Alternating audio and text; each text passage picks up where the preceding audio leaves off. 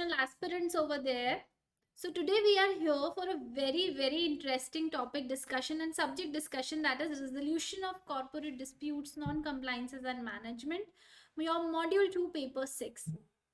I know listening to this subject, most of the students get really scared, or they're like, how to study this, how to plan this, how do we get to you write the papers for this. So don't worry, we are going to discuss everything over that eventually along with our batches, and very soon you're going to get your RCD full recorded lectures with a proper structural notes. Why I'm saying a proper structured notes is because if you go through your module, you would see that how unstructured your module is.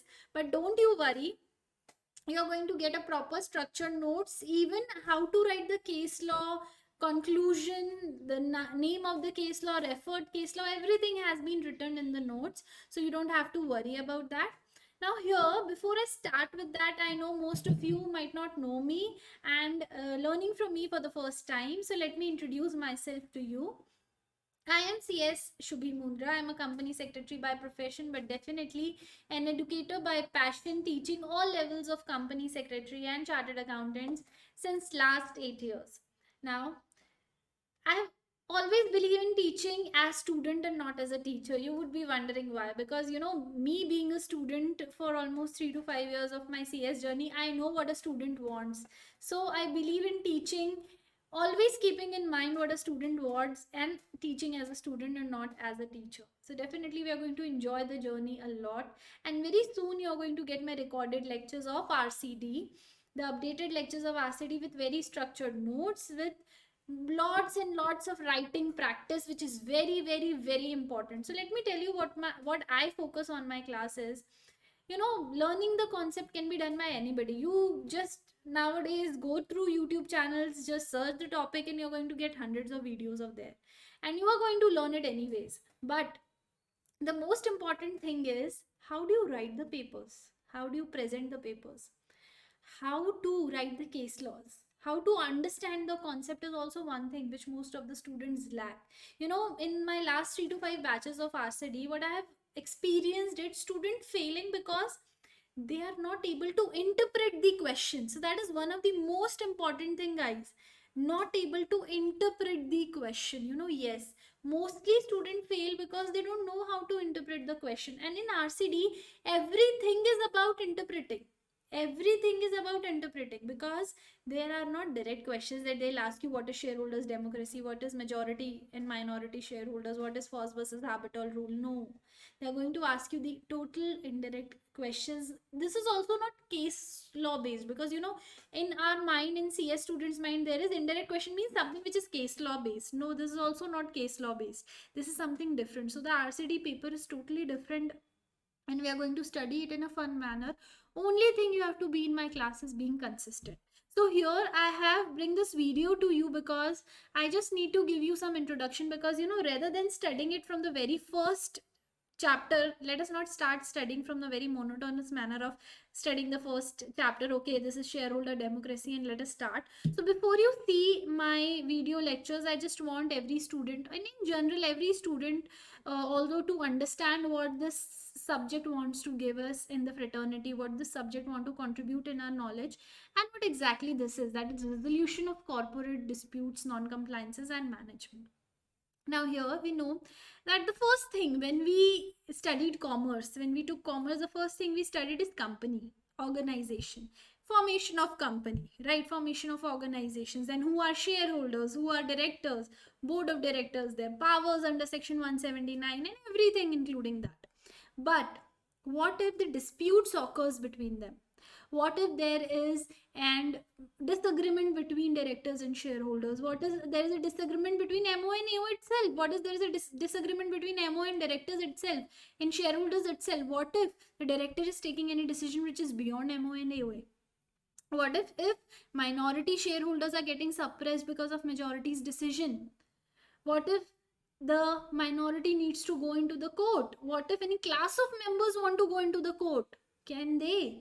So this, in case of all these disputes, in case of all this matters, so there is a very interesting subject which has been introduced to you, is resolution of corporate disputes, non-compliances and management, which I will be denoting as RCD for you all. Now here, don't be afraid of this subject, dear students, because this is going to be fun. You just need to be consistent in my class, that's it. And there are 9 chapters total in this. Let me show you. So there's 9 chapter here. This is module 2 paper 6, as we all know. This is going to be a paper 6, and this is scoring. Trust me, if you're consistent, if you learn from me how to write the answers, how to present the case law, some tips and tricks, so definitely you're going to clear it with 65-70 plus for sure. Now here, table of content. So here are 9 chapters. So at a glance, when a student see this, they're like, ma'am, there are only 9 chapters, we are going to do with that. But when you study, you would understand that these 3 chapters are okay. Okay, this is going slowly, very easy. Okay, you are understanding everything, and it is related to CS executive, and also we are learning the basic.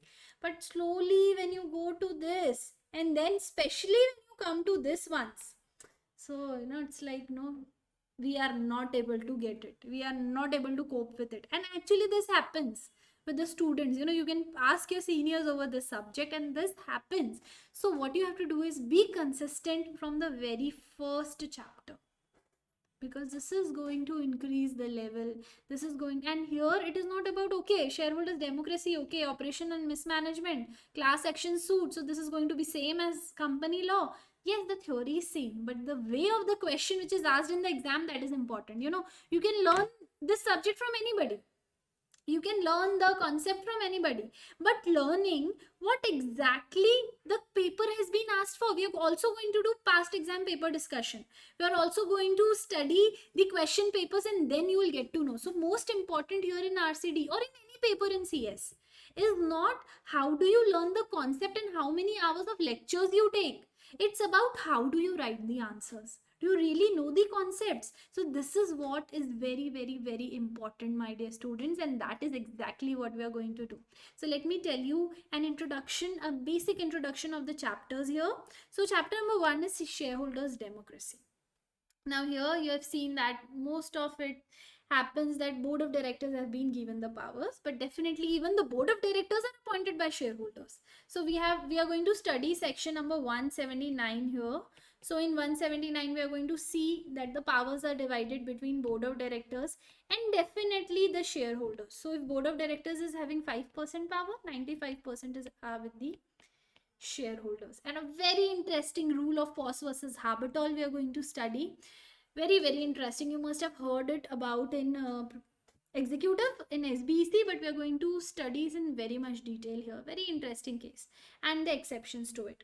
Now the second chapter is corporate disputes. So this is also again a very famous case of Ratan Tata versus Cyrus Mistry, which is still present, which is still ongoing. So we are going to study that case in this, and we are going to study how operation and mismanagement works here. Like if there are majority shareholders, there exists minority. So can minority do anything if the majority does anything wrong? Because see, if the company says that 75% is required for a resolution, 3/4 is required, and the company is passing the resolution with 75% voting, so the majority is winning, right? The majority is taking the decision. What if that 25% minority is not liking the decision? Can they go to the court? Can they do something? So these all answers you're going to get in this chapter, that is operation and mismanagement concept, and the chapter is known as corporate disputes. This is the second chapter. Now third chapter is going to be class action suits. Now class action suits, again, just a second. Class action suit again is very interesting concept, very, very interesting concept, because here you'll get to know that there are so many classes of company, shareholders, members, like debenture holders, and how this class of members, like how the class is defined, those who are holding less than 10%, more than 20%, majority shareholders, minority shareholders. So what are the rights? Even you might have some 2 to 5% of share at this age somewhere in any company. Might be you have invested at least 40 to 50% of the people who are hearing me. So what are your rights you're going to get in this chapter. Now the next chapter is fraud under Companies Act and IPC. Very interesting section, that is section 447. That is fraud under Companies Act. So IPC has not defined a particular fraud here as such, but we have always heard that, what is fraud. So we always think of fraud as what it is, cheating in the trade parlance language. But no, there is a difference between fraud and cheating as well. So what is fraud exactly? What we have already studied in company law, that whatever you have done wrong is being gone or is being regulated by 447. But what is exactly is this? So this is also again a very interesting chapter. And now the level of your chapters will increase as you go by here. Now the next one, chapter number 5, regulatory actions. So definitely, see, as the picture says, there's somebody to stop you if you do something wrong. So there are various regulatory actions. There has been SFIO, which has been recognized by JJ Irani committee, who has contributed a lot to our act. There has been various regulators. There has been Companies Act, there has been NCLT, NCLAT, and various regulators who are going to be there if you do anything wrong.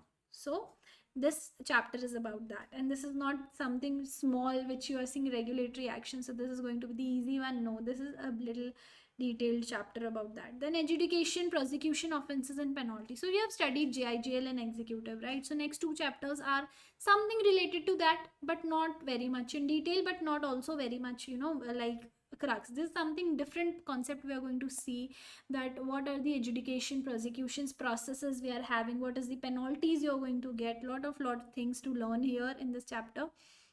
Then relief and remedies, we have mediations, conciliations, a proper court which is made for us if we don't want to go to that court, a proper high court or supreme court. So there is a thing which is known as tribunals here. So we are going to study the relief and remedies about conciliation, mediations, and then a different technical concept in chapter number 8. Now see, the level is totally increasing. We have divided all the chapters into different parts. So this is crisis management and risk liability mitigation. So this is again how the company deals with different kind of audits, how you can manage different crises in the company, because even yes, company faces different kind of crisis. So how you can face that and how you can go through that. And the last chapter, I would say the much detailed chapter where the students are really afraid of, but don't you worry, we are going to study this in very interesting way, that is misrepresentation and malpractices, civil and criminal trial procedures. So something you have studied in CPC and CRPC, but here it's little different and very much in detail. So we are going to study this as well. So this is going to be this is going to be your basically 9 chapters, which is, let me tell you. So here, if you divide this along with here,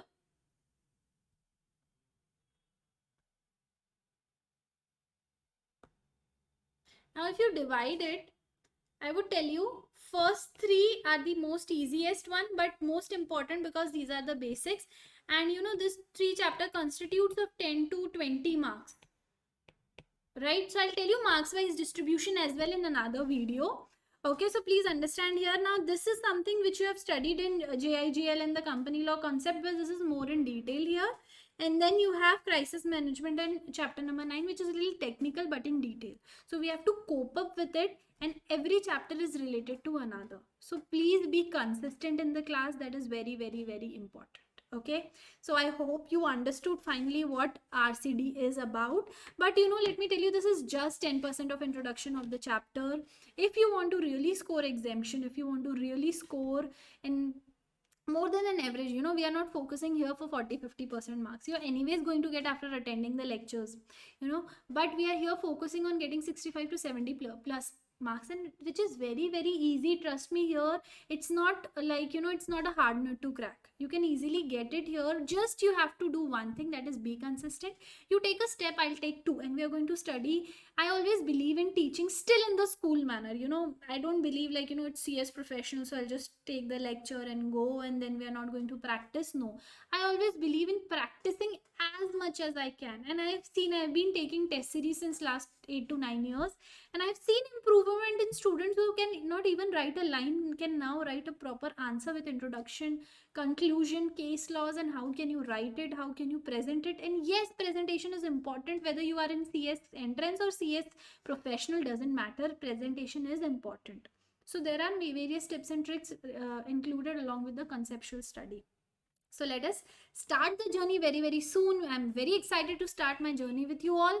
Still, if you have any doubts related to the subject, related to the lectures, or anything you want to ask, you can drop the message in the comment box. And let us very soon start with the preparation and a beautiful journey of studying RCD. Thank you so much, guys.